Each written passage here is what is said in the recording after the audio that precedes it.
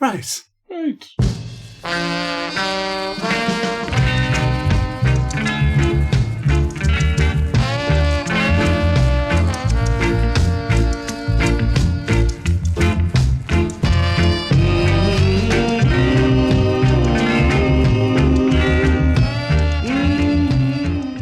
That was Happy Land by Carlton and the Shoes. Dear listener, dear, in case you're wondering where you find yourself having pressed play or cued the up next function, well, let me elucidate here. We are not within the Vale of Hornsey, though we do house your ears with care and a caress under or around the headphones, with your consent if you're partial.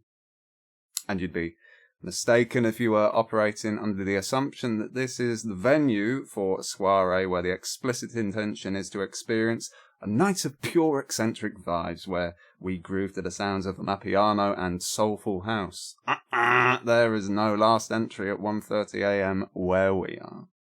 However, the proverbial door to this domain is always open to such rhythms and more. This is not Berlin's Berghain, nor is it the Sunderland headquarters of an outdoor clothing and equipment brand. This is the Abyss, where, opportunity allowing, bliss can coexist. Get the mats out and do some Feldenkrais, whack some Fela Kuti on, lament the continuing absence of a UK distributor for Ben & Jerry's non-dairy Cherry Garcia ice cream. Today in the hot seat, we have occasional guest of the podcast, Robert Newmark-Jones, a.k.a. Rusty Skidmark. Reintroduce yourself to the oral audience. Hello there. My name's Robert Newmark-Jones, also known as Ruskin Denmark. I think you may have a typo.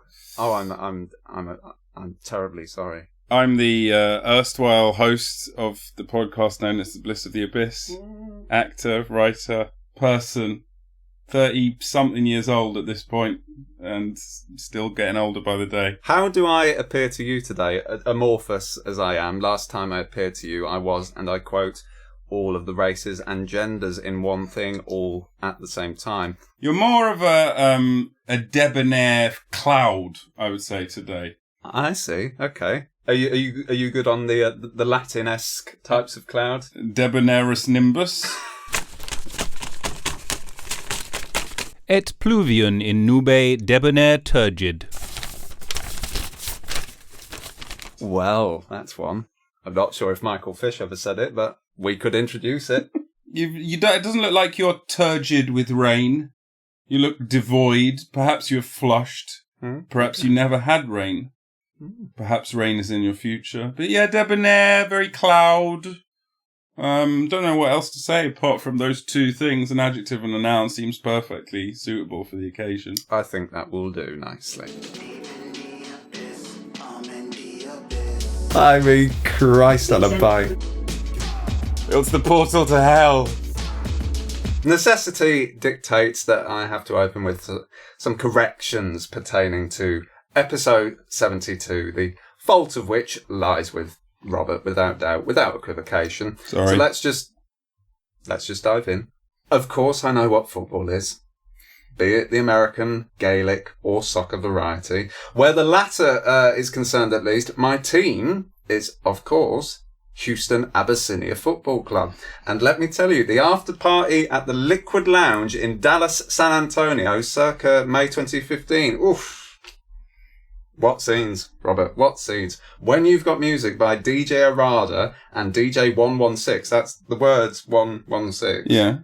Well, what more can you ask for? Oh, I don't know. They've not posted anything since on the Facebook page.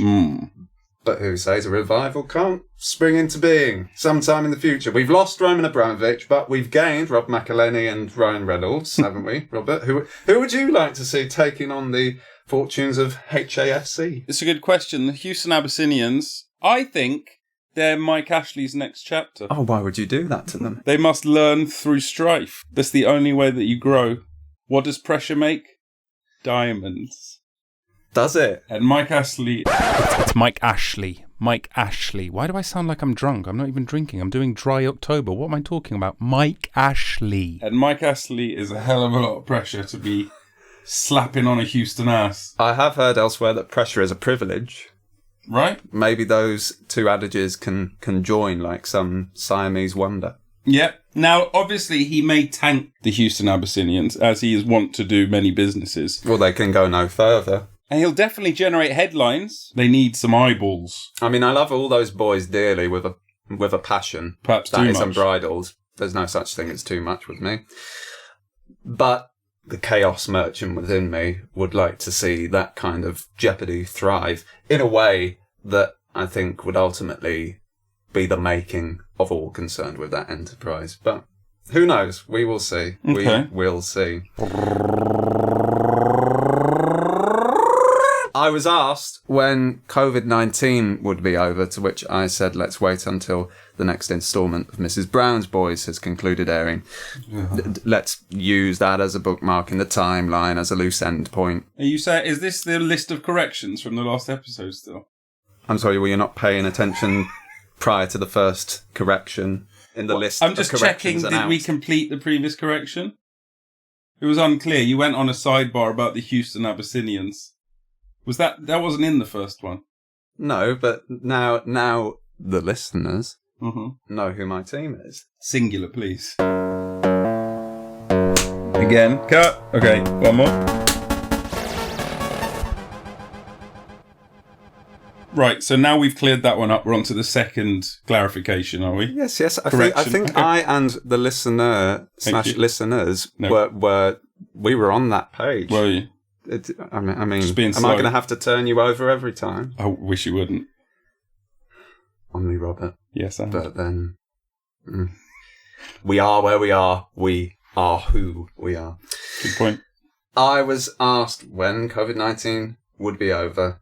We've since had the episodes, Mammy's Mechanical Merriment and Mammy's Mickey. There's also a special to come this December. Dare you ask me again, Robert? When COVID-19 will be over? COVID-19 be... I mean, do you dare poke that hornet's nest again? Question mark. Are you Googling it? No, I'm not Googling. Well, I mean, I'm not going to ask it then, although I did just ask it, but I rescind that question because I don't want any more Mrs. Brown's Boys leashed upon the world. Well, you may not get that wish, but I think we all appreciate your diplomacy, I think. Thank you. Jonathan Van Tam himself would say it was too late, but... Sir Van Tam. Sir Van Tam, Sir Van Tam, Sir Van Tam. That's his entry music in his pro wrestling career. Ah, I see. Another one of your passions. I was asked if I'd seen sliding doors, but of course I've seen sliding doors. One of the most obvious benefits of sliding doors is their space-saving properties. You see, hinged doors require space in which to swing open, whereas sliding doors, as we all know, operate sideways, thus making them ideal for use in smaller rooms where space is at a premium, as well as for cupboards and wardrobes. Sliding from one door opening to reveal John Hannah to another, the Rebus series, which he featured in before regenerating in Ken Stott, is of course penned by Ian Rankin, not Ian Banks. A pair of Scottish writers, granted, but your prejudicial psyche shouldn't result in you making me commit such an offensive faux pas, should it, Robert? No, it shouldn't. No. I'm glad you've unequivocally owned that. Yeah, unequivocally. I have 100% back everything you just said there, especially the Ian part. And the doors part, which are the only parts. But I'm 100% behind both of them. And lastly... I thought you'd have a lot more to apologise for, but only 4 things on this list. Bear in mind that it is essentially you I am apologising for. Exactly. I thought there'd be a lot more. Well, one episode at a time, Robert. One episode at a time. And lastly, Robert, dear listener, seemed somewhat befuddled at what I worried was a hideously cliched answer to the question of one's favourite Christmas song. We all enjoy Tina Turner's Golden Eye, as it does the rounds, along with Jonah Louie and Wizard. But a gremlin in the works who looks a lot like the person next to me, also behind a microphone, caused me to neglect to also mention the sterling number by Half Man Half Biscuit entitled It's Cliched to be Cynical at Christmas. So please do put that in your stockings and vibe with it. Oh, it's cliche to be cynical at Christmas. Yeah, Goes the like record that, the record sounds better than that rendition. You sure? I can sing about as well as he can. Ow!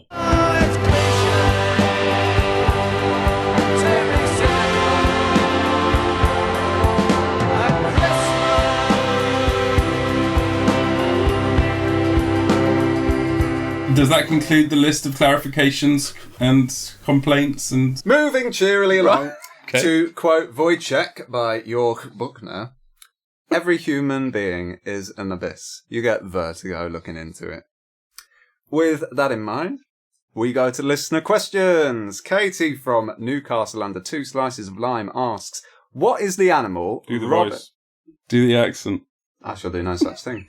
What is the animal Robert has been the most verbally abusive to? Thanks for your question, Katie. The answer is an aunt's friend's chihuahua in Hounslow circa 2011, whom he appraised as being a see you next Tuesday. Oh, with wow. a teaspoon's worth of violent spittle. We've got a caller on the line, I believe. Yes, patch her through from that socket there. Yes, from August 9th, 1976. Patty Smith, you're live on air. Sculptor's mallet has been taking place.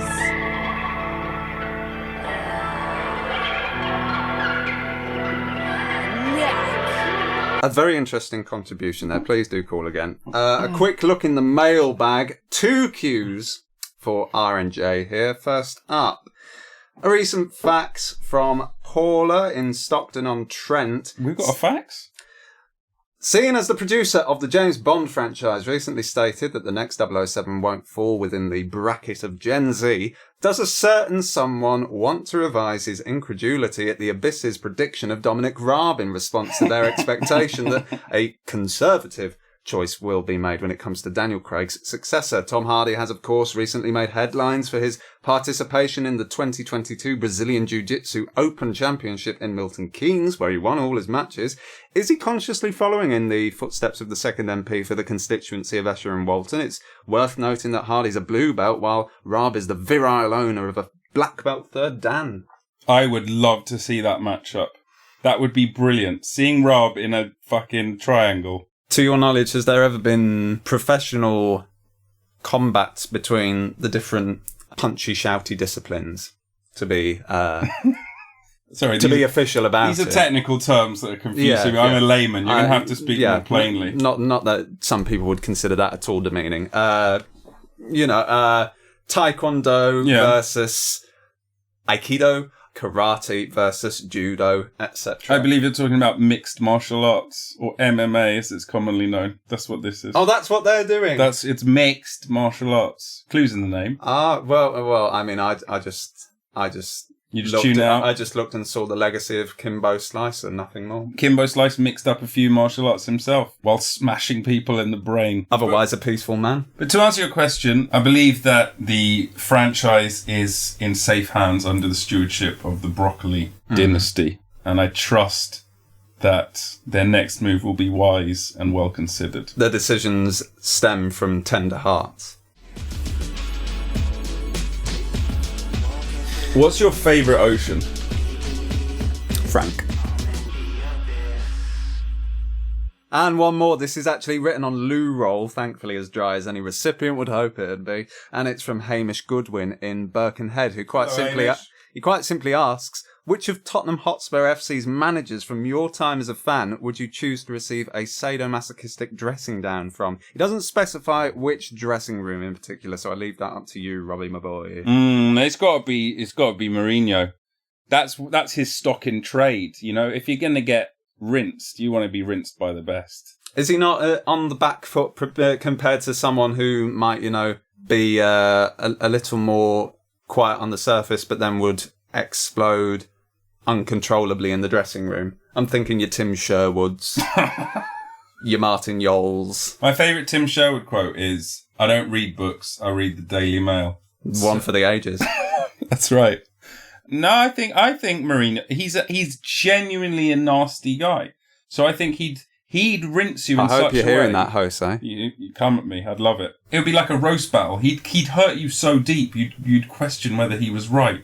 Whereas someone like, I don't know, a Martin Yol, I just don't see him conjuring up that viciousness. I think at essence he might be a bit jolly. Yes, I revise any assumption that I gave of Martin Jol there. I actually think I think he came too soon for football in a way. For all of us, yeah. Because taken too soon as well, R.I.P. Thinking back to Marty, I think if he had come of managerial age at a later point, I think he would have been quite a hit with the under 16s. Well, and potentially when they matured, but of the bear faction of the gay community. You think he could have been an overnight success? A pin-up. A sleeper hit? 10 years to be an overnight sensation? An under-the-radar guilty pleasure. Under the radar, over the top of the bar, wham bam, thank you, Yol. Yeah. Martin, we hardly knew ye. You'll scream for more. Yol scream. Yes. Sorry, repetition isn't always the rule of comedy. Wait. Now, Rob, naturally, I must ask the following question, and the question that follows is, would the listeners be right to think that your favourite crisis is the Abyssinian crisis, and if not, why not? I mean, the crisis is generally regarded as having discredited the League of Nations. Right. Some scholars have even suggested it discredited the UEFA Nations League over 82 years in advance, which is pretty impressive, don't you think? If it hadn't happened, Italy's 2-1 victory in the 2021 third place playoff might have been different in more than 3 ways at least. Well, I think it's widely regarded as Mussolini's ham-fisted attempt at imperialism, and given the context in which it happened, it was belligerent and bellicose and unwarranted, and it contributed to the undoing of peace in Europe that ultimately led to the destabilization that created a power vacuum in which the Nazis triumphed. I think you've lost the thread of the crucial points at play here, right, Robert. Okay, sorry. What were they? Well, any layman would know to start with Cialini rather than Mussolini. Both bullish generals. But in answer to your question, thanks very much for asking, my favourite crisis? The cost of living crisis. Not this one. The one in 1930s Germany. 1920s, 30s. The Weimar fonts. I don't mind the Suez either. That's not a bad crisis, as they go. It's not top billing, but, you know, let's say you're at a festival. They're playing the main stage late afternoon. I'll catch a couple of their hits. Yeah. Yeah. Everyone stays for Maximo Park's West of Suez. Exactly. And then we all go I home. fancy a burger, and you just, wander off. You were never that close to the front anyway. But then, of course, everyone goes for a burger, and it's like, supply lines. Right. Suez. You're not getting any burgers. It all comes full circle, which, of course, is ironic. Abyss. Robert. Abyss. Robert. What does it all mean? I'd like to clarify, I don't disrespect library property, unlike some. It was like an old school wallet. Your butt cheek was a full 2 inches higher. That's a thick tome. What is it? Vulgar boy. Grand Hotel Abyss. What is this? Yes, this is the latest addition to the pile by the bedside table, if you will. And I think you will appreciate the cover. I imagine that falls within your aesthetic wheelhouse. I notice the word abyss. I am pleased. It's on brand. What does that have to do with anything? Don't know. It just gives me a sort of semi-hard rock on. You know. Yeah. Is it short for Abyssinia? Are you doing more stuff about Abyssinia? I don't think that the listener is tiring of any links and connections which may or may not be distinguishable, Robert. There's no need to pour scorn on the format. Fair enough. Tell me about the book. Well, I have the capacity, among a great deal of many things, to give you. I'm just telling it like it is, and it is like I told it. I can give you a summation of the book from the cover alone. If the You haven't read it.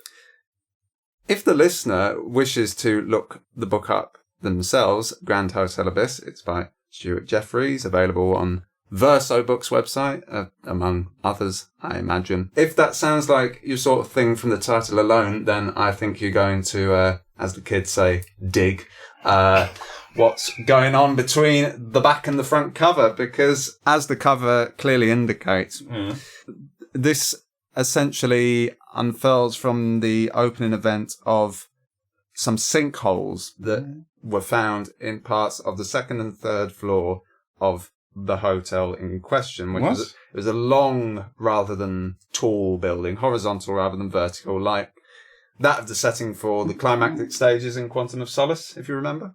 Why is Bond back?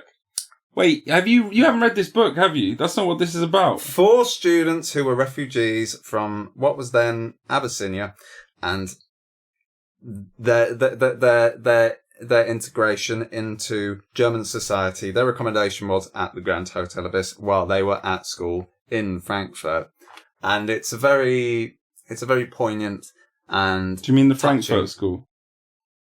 Yes, the school in question, which they attended in Frankfurt, it goes into daily school life and the situation at the hotel and their cohort. And in an age pre-continental breakfast as we know it. You mean 1923? When a group of young radical German thinkers and intellectuals came together at Victoria Allee 7, Frankfurt, determined to explain the workings of the modern world. And among the most prominent members of what became the Frankfurt School, the philosophers Walter Benjamin, Theodor Adorno, Max Horkheimer, and Herbert Marcuse. I mean, not only would they change the way we think, but also the subjects we deem worthy of intellectual investigation, their lives, like their ideas, profoundly, sometimes tragically, reflected and shaped the shattering events of the 20th century. Nope. That's not quite well. We'll be right back after these messages. I am whole. I am holy. I am the bliss in the abyss. Right. Now, the title of this next feature is one for all you Sprechgesang enthusiasts. It's time for Pissed Up in Knots. Oi, oi. Oi! Oi, oi. Get your double meaning out for the lads. One for all the angular nuts whose punk badges got lost in the post and started calling themselves post-punk instead. That's how that term came about. Don't believe the enemy. I believe you initially planned to have me return shortly after a stag weekend. How was that outing? Stag.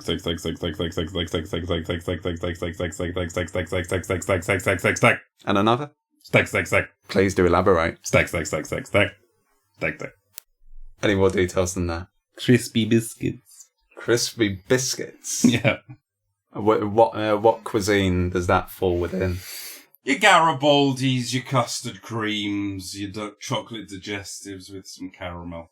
I could go on. Well, it sounds like a particularly rarefied stag, I must say. There was coffee. Coffee. E.g. Beans. Grinded. Freshly ground.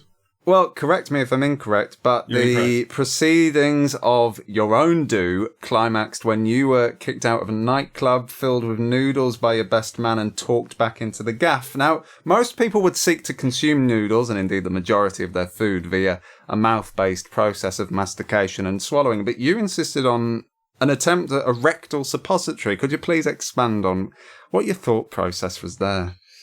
Trying to break on through, man, you know? It's pretty square to eat using your face bucket. Oh, is that direct from the Diaries of Jim Morrison? That's right. That's what I've been reading lately. He was in the Frankfurt School, I believe. And they thought that using your mouth was very passé. So, you know, you can use patches, of course, nicotine patches. Mm. That's a way to get nicotine. You can also do cheese patches. Cheese patches? Yeah. Plug your arteries right up. Get the food directly into the pores. Does it have to be the cheeses that are readily available in sliced form, or can you smear on with gay abandon? I think you can smear on. It doesn't have to be cheese either. There are other foods All foods come in a patch form these days. Now, in terms of suppository, of course, the advantage of eating via suppository is that you don't need to taste anything. You don't have any taste buds on your anus yet. We're working on that. So it can just be pure fibre, protein, and some sugars. The most nutri of the bullets. Exactly. You bullet your way to heaven. It's like Huel, but for your butt. Maybe they could take that for branding purposes. Yeah, they know who to talk to. They do. Are you my agent? The policy is for scheduling a meeting before any concrete decisions. Very cloud-like of you. Well, circling back to Casey's inquiry earlier, I want to connect with you, Roberto, rather candidly. Remind me who Katie was? Sorry, Katie. Not really. Katie knows who she is. About another interspecies interaction you had in the pre-Pochettino past. He and I took a load of ketamine in the morning after the party and attempted to clean the flat. We took all of the empties outside to the bins, which was in front of a police station. And I think it honestly took us about 3 hours to achieve that task. It probably only took 20 minutes, but it felt like forever. We saw a small girl playing with a squirrel in the yard outside of our flat. She was genuinely playing with a squirrel. She was picking it up and moving it, and it was letting her, blah, blah, blah, blah. Very weird. Now, Robert, talk to me. Talk to Frank. Did you mean to take some vitamin D supplements instead of a dose of vitamin K? If you didn't, are you sure it was some donkey dust you both had before the pair of you got your Aggie Mackenzie on? Because as AM's cleaner in crime, Kim Woodburn herself, will tell you, Wonk, despite its reputation as a hallucinogen, does not consistently produce hallucinations. Isn't it prescribed on the NHS now? That's what I heard. You can get an inhaler, a nostril inhaler. Ah. Just squirt it up and on you go. The doctor gives it to you. Booper or not? I think you could booper it. It might be a pay grade above booper. But yeah, that girl was playing with that squirrel. It was really weird because it was acting like it was her pet, but it definitely wasn't. It was a street squirrel, man. It was a hardened nut. Grey as opposed to red. Grey. That's right. Red wouldn't dare show its face around our neck of the woods. Far too tough. Not with two reprobates up to the kind of antics that we may or may not have just heard. Well, it goes without saying that such substances don't just take you, yourself, and thy south down SHIT creek. There's always the potential for collateral damage. Once everybody had a big hangover when we were doing play in Edinburgh, and that was because Rob had been offering everyone a glass of water the night before, but unbeknownst to everybody else, that bottle of water was laced with MDMA. Everybody had a really, really good time, but some people were very cross because they don't like to do that sort of thing. Well, perhaps even well.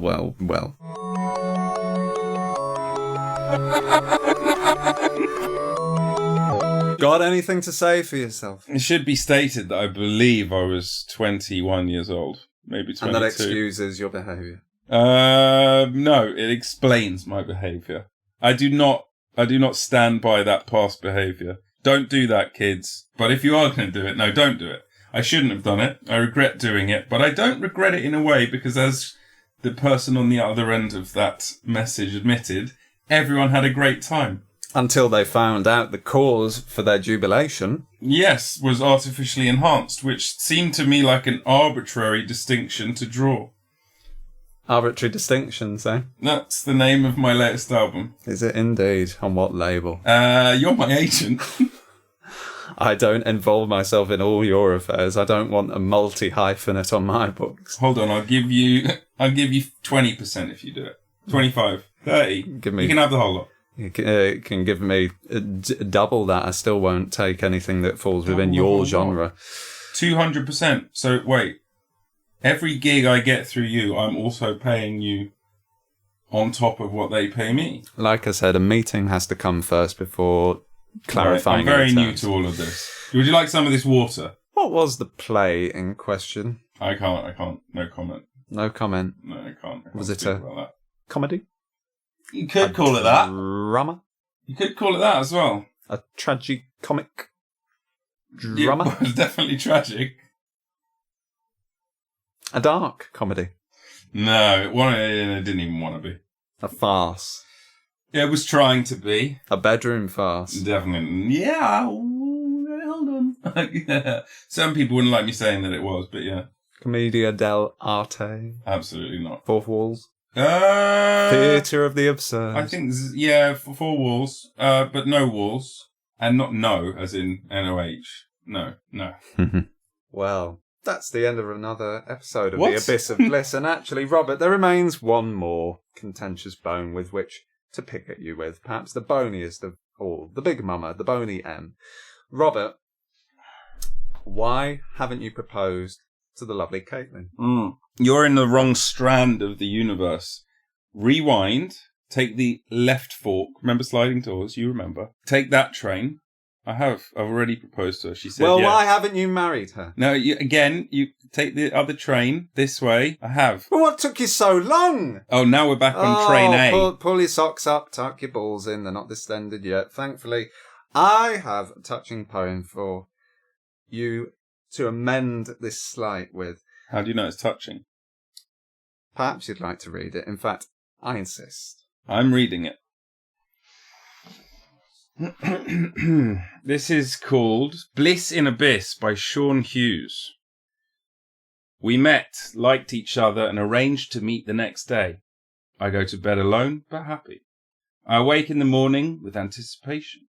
I think of the woman at regular intervals. I find myself not looking at other women today. My mind races away with romance. Happy thoughts flicker away. I'm a nicer person. I skip onto the future, dreaming of a time when we know each other, a time when we lean on each other, together, forever, perhaps. I arrive punctual, she doesn't turn up. If I see her again, I'll not badmouth her. Instead, I will thank her for giving me several hours of bliss in Abyss. And with that, we'll sign off. Sadomasagana for Jimmy Dread. Shout out to Chris. Shout out to Chris Burks. CB. CMB. You. A place for nothing and nothing in its place. 116 views, baby. You're the 117th.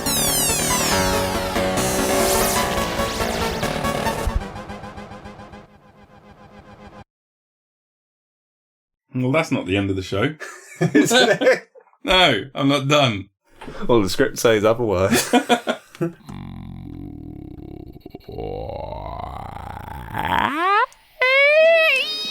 Yeah, baby! Fucking go. Okay. See what this is. Would you rather be a sock or a glove? Depends on where either item is being worn. Well, the hand or the foot. Is that all the options? No, you can put one on your penis. Or 2. Why are you going to Sid Cup?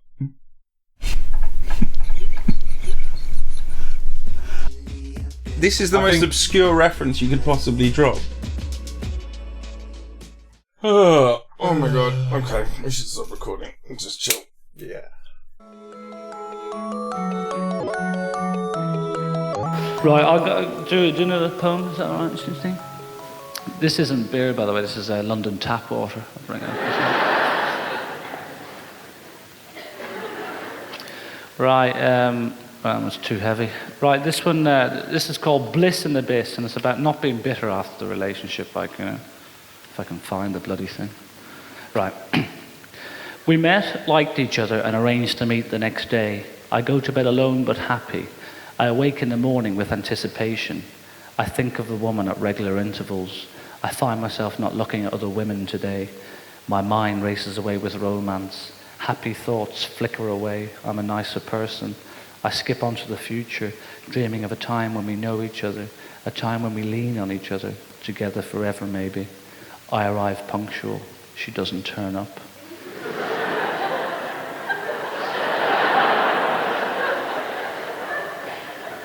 If I see her again, I will not badmouth her. Instead, I will thank her for giving me several hours of bliss in Abyss.